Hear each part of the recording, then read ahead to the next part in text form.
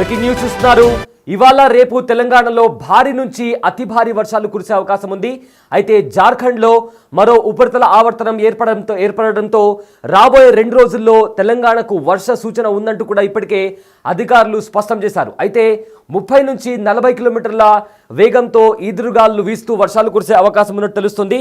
అయితే దక్షిణ జార్ఖండ్ పరిసరాల్లో మరో ఉపరితల ఆవర్తనం ఏర్పడడంతో తెలంగాణలో ఇవాళ రేపు పలు జిల్లాలకు కూడా వర్ష సూచన ప్రకటించింది వాతావరణ శాఖ. అయితే అక్కడక్కడ ఉరుములు మెరుపులతో కూడిన వర్షాలు కురిసే అవకాశం ఉంది.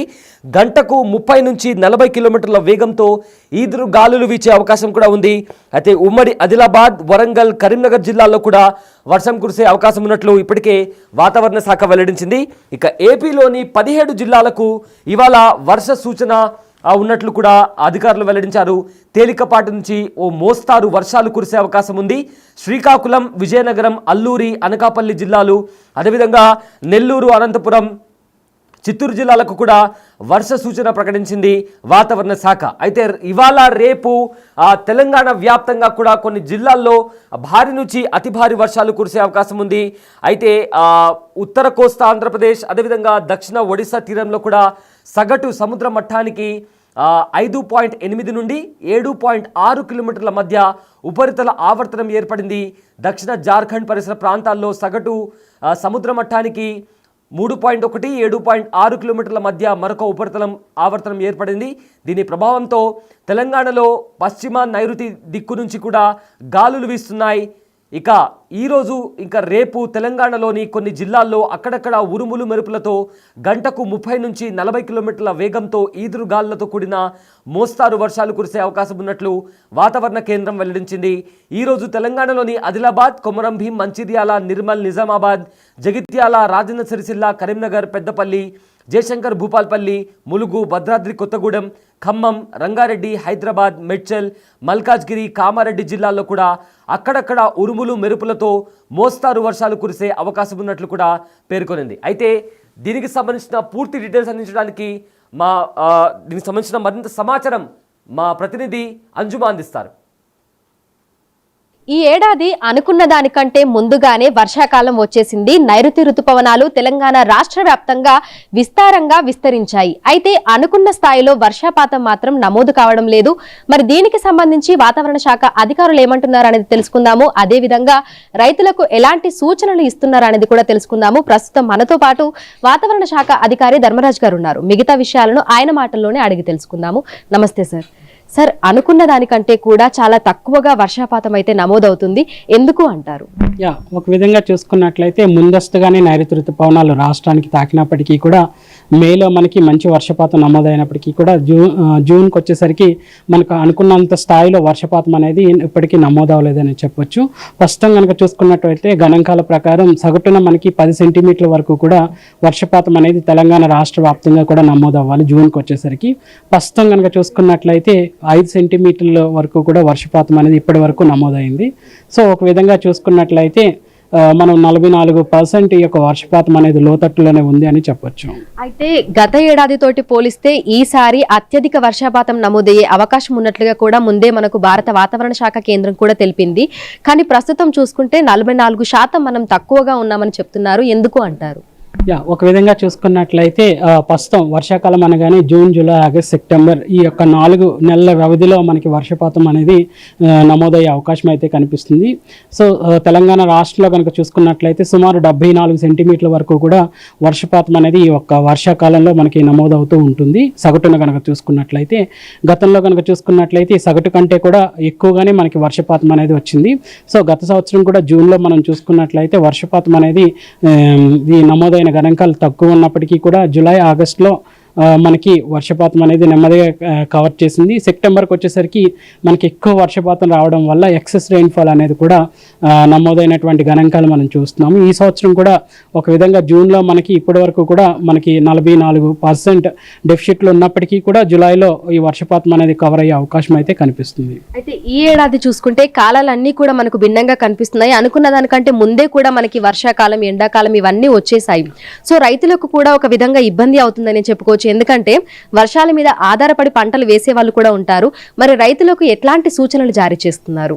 ముఖ్యంగా చూసుకున్నట్లయితే ఈ పంటలు కూడా ఇటు వర్షానికి బేస్ చేసుకుని పండించే పంటలు ఉంటాయి. అట్లాగే ఈ రివర్ సిస్టమ్స్ ద్వారా రివర్ వాటర్ని ఉపయోగించుకుని పండించే పంటలు కూడా ఉంటాయి. ముఖ్యంగా మన ఉత్తర తెలంగాణ జిల్లాల్లో కనుక చూసుకున్నట్లయితే ఎక్కువగా ఈ యొక్క ప్రస్తుతం కనుక చూసుకున్నట్లయితే వరి పంటలు, అలాగే చూసుకున్నట్లయితే టమాటో, అలాగే బ్రింజాల్, అలాగే చూసుకున్నట్లయితే ఇంకా చిల్లీ పంటలు అనేవి ఇక్కడ నాటుతూ ఉన్నారు. ఇంకా దక్షిణ అలాగే మధ్యస్థ జిల్లాల్లో కనుక చూసుకున్నట్లయితే ఇటు మొక్కజొన్నతో పాటు వేరుశనగ, అలాగే చూసుకున్నట్లయితే కందులు, మినుములు, పెసలు అనేవి ఇవి పంటలు కూడా ఇక్కడ కొనసాగిస్తున్నారు.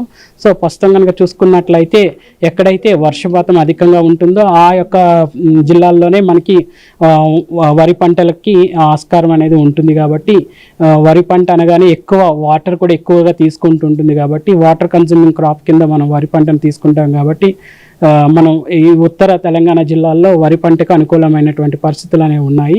వేరే దక్షిణ తెలంగాణ కానీ ఇటు మధ్యస్థ తెలంగాణ జిల్లాల్లో మాత్రం ప్రస్తుతం కొంచెం వాటర్ తక్కువ కన్జ్యూమ్ చేసే క్రాప్స్కి వెళ్ళడం మంచిది అనేసి సూచించడం జరుగుతుంది. అయితే క్రాప్ క్యాలెండర్ కూడా మనకి వాతావరణానికి అనుగుణంగా మారుస్తున్నారని మీరు గతంలో చెప్పడం జరిగింది. అయితే ఉత్తర తెలంగాణలో ఎక్కడైతే మనకు అత్యధికంగా వరి పంటనైతే వేస్తున్నారో ఆ ప్రాంతాలలో వర్షపాతం ఈ ఏడాది ఏ విధంగా నమోదయ్యే అవకాశం ఉంది అంటారు?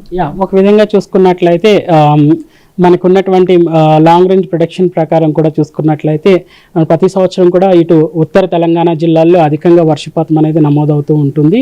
అలాగే దక్షిణ తెలంగాణ జిల్లాల్లో కొంచెం వర్షపాతం అనేది సగటుకి తక్కువగాను లేదంటే సగటు కొంచెం ఎక్కువగాను కూడా నమోదవుతూ ఉంటుంది.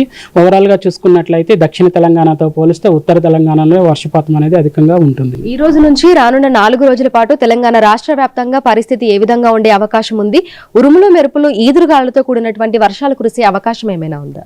ముఖ్యంగా చూసుకున్నట్లయితే ఇటు ఉమ్మడి ఆదిలాబాద్ జిల్లాలు, అలాగే తూర్పు తెలంగాణ జిల్లాలు మినహాయించి అక్కడక్కడ పొడిబారిన వాతావరణం అనేది కనిపిస్తుంది. ఈ యొక్క జిల్లాల్లో కనుక చూసుకున్నట్లయితే తేలికపాటి వర్షపాతం అనేది 1 సెంటీమీటర్ నుంచి 3 సెంటీమీటర్ల వరకు కూడా ఉండే అవకాశం అయితే కనిపిస్తుంది.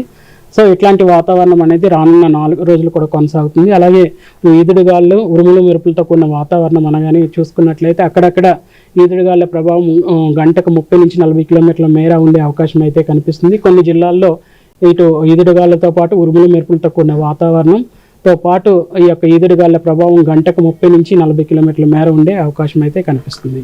సో అత్యధికంగా వర్షపాతం అయితే మనం 4 రోజుల తర్వాత అయితే చూడొచ్చు అని అంటారు. ప్రస్తుతం కనుక చూసుకున్నట్లయితే అక్కడక్కడ కూడా రాష్ట్రం అంతటా కూడా నిన్న కూడా చూసుకున్నట్లయితే నిన్న కూడా అక్కడక్కడ వర్షపాతం అనేది నమోదైంది. ముఖ్యంగా చూసుకున్నట్లయితే నిన్న కూడా మనకి మంచిర్యాల్లో 4 సెంటీమీటర్ల వరకు కూడా వర్షపాతం అనేది నమోదైంది. మూలుగులో కూడా 4 సెంటీమీటర్ల వరకు కూడా వర్షపాతం అనేది నమోదైంది. ఇంకా జయశంకర్ భూపాల్పల్లిలో 2 సెంటీమీటర్లు, భద్రాద్రి కొత్తగూడెంలో కూడా 2 సెంటీమీటర్లు వర్షపాతం అనేది నమోదైంది. అక్కడక్కడ కూడా 1 సెంటీమీటర్ వరకు కూడా వర్షపాతం అనేది నమోదైంది.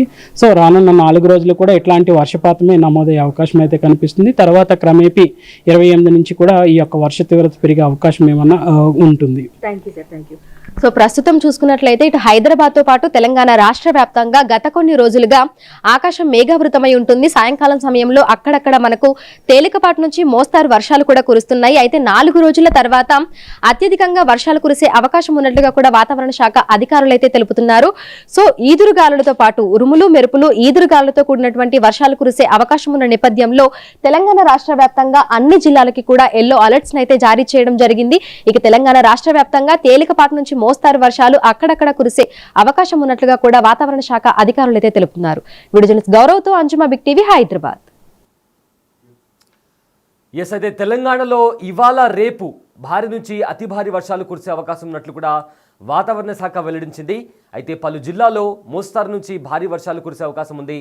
అయితే గంటకు 30 నుంచి 40 కిలోమీటర్ల వేగంతో వర్షాలు కురిసే అవకాశం ఉన్న ఈదురుగాళ్లతో కూడిన మోస్తారు వర్షాలు కురిసే అవకాశం ఉన్నట్లు కూడా వాతావరణ శాఖ వెల్లడించింది.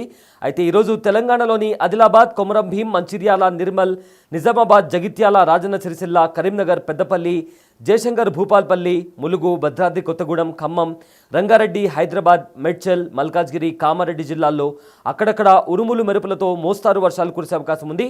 ఇక ఉపరితల ఆవర్తనం ప్రభావంతో నేడు ఆంధ్రప్రదేశ్లోని పలు జిల్లాల్లో కూడా తేలికపాటి నుంచి మోస్తారు వర్షాలు కురిసే అవకాశం ఉన్నట్లు కూడా వాతావరణ శాఖ వెల్లడించింది. అలాగే శ్రీకాకుళం, విజయనగరం, అల్లూరి సీతారామరాజు, అనకాపల్లి, కాకినాడ, ఏలూరు, కృష్ణా, గుంటూరు, బాపట్ల, నెల్లూరు, అనంతపురం, శ్రీ సత్యసాయి, వైఎస్ఆర్ కడప, అన్నమయ్య, చిత్తూరు మరియు తిరుపతి జిల్లాల్లో కూడా కొన్ని చోట్ల తేలికపాటి వర్షాలు కురిసే అవకాశం ఉన్నట్లు కూడా వాతావరణ శాఖ వెల్లడించింది.